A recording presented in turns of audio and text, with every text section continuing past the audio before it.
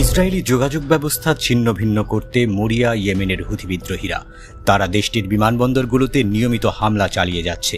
হুথির লাগাতার হামলায় আতঙ্ক ছড়িয়ে পড়ছে ইসরায়েল জুড়ে। 7 সেপ্টেম্বরের বিকেলের দিকে ইসরায়েলের আল নাকাব অঞ্চলের রামন বিমানবন্দর হঠাৎই কেঁপে ওঠে এক প্রবল বিস্ফোরণে। আকাশের দিকে তাকিয়ে থাকা প্রত্যক্ষদর্শীরা দেখতে পান এক ড্রোন তীব্র গতিতে নামতে নামতে আগুনের ফুলকি ছড়িয়ে আছড়ে পড়ল বিমানবন্দরের টার্মিনালে। মুহূর্তেই ধোঁয়ার কুণ্ডলী আকাশে ভেসে উঠে অস্থির করে তুলল চারপাশ। এটি কোনো দুর্ঘটনা নয়, বরং ইয়েমেন থেকে চালানো এক সফল ড্রোন হামলা। ইসরায়েলের আকাশ প্রতিরক্ষা ব্যবস্থা ভেদ করে হুথি এই হামলা চালাতে সক্ষম হয়। স্থানীয় সূত্রে জানা যায়, ওই সময় বিমানবন্দরের স্বাভাবিক কার্যক্রম চলছিল। রানওয়েতে কয়েকটি ফ্লাইট নামা ওঠার প্রস্তুতি নিচ্ছিল। বিস্ফোরণের পর হুড়হুড়ি শুরু হয় যাত্রীদের মধ্যে। অনেকে আতঙ্কে ছুটতে ছুটতে বের হওয়ার চেষ্টা করে। ইসরায়েলি কর্তৃপক্ষ দ্রুত সমস্ত বিমান চলাচল বন্ধ ঘোষণা করে এবং আকাশপথে রেড অ্যালার্ট জারি করে।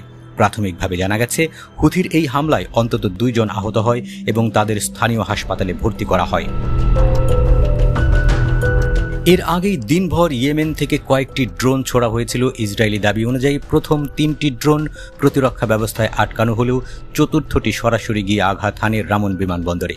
হামলার ভিডিও ছড়িয়ে পড়ে সামাজিক যোগাযোগ মাধ্যমে, যেখানে দেখা যায় বিস্ফোরণের মুহূর্ত এবং পরবর্তীতে ঘন ধোঁয়া উঠছে আকাশে।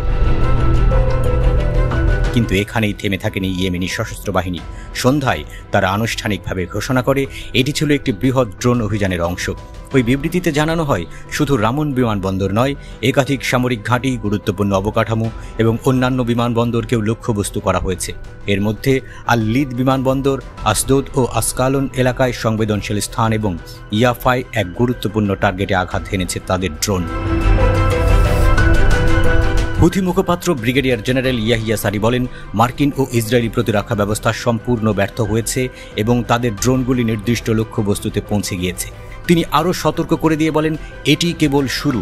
আগামীতেও অপারেশন চলতে থাকবে যতদিন না গাজায় চলমান গণহত্যা ও অবরোধ বন্ধ হয়। এই ঘোষণার সঙ্গে সঙ্গেই আন্তর্জাতিক বিমান সংস্থাগুলোকেও হুঁশিয়ারি করে দেওয়া হয়।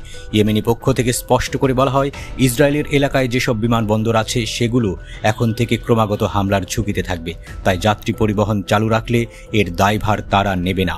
ফলে অনেক আন্তর্জাতিক এয়ারলাইন্স জরুরি বৈঠক ডেকে পরবর্তী পদক্ষেপ ঠিক করতে থাকে। অন্যদিকে ইসরায়েলি গণমাধ্যমও স্বীকার করতে বাধ্য হয় যে এই হামলা তাদের জন্য বড় ধাক্কা, বিশেষ করে রামন বিমানবন্দর, যা বেন গুরিয়ন বিমানবন্দরের বিকল্প হিসেবে ব্যবহৃত হয়। সেটির কার্যক্রম বন্ধ হয়ে যাওয়ায় সাধারণ যাত্রী পরিবহন ও সামরিক সরবরাহ উভয়ের উপরই গুরুতর প্রভাব ফেলবে। বিশ্লেষকরা আশঙ্কা করছেন, যদি এভাবে হামলা চলতে থাকে তবে ইসরায়েলের আকাশপথে দীর্ঘমেয়াদী সংকট তৈরি হতে পারে। গাজার প্রতি সমর্থন জানিয়ে ইয়েমেনি সামরিক বিবৃতিতে বলা হয়, যতক্ষণ পর্যন্ত ইসরায়েলের আগ্রাসন বন্ধ না হয় এবং গাজার উপর থেকে অবরোধ না তোলা হয়, ততদিন ইয়েমেন তাদের সামরিক অভিযান আরও জোরদার করবে। সারি বলেন, আমাদের হাতে যথেষ্ট সামর্থ্য আছে ইসরায়েলের প্রতিরক্ষা ব্যবস্থা এবং সংবেদনশীল লক্ষ্যবস্তুতে আঘাত হানার জন্য।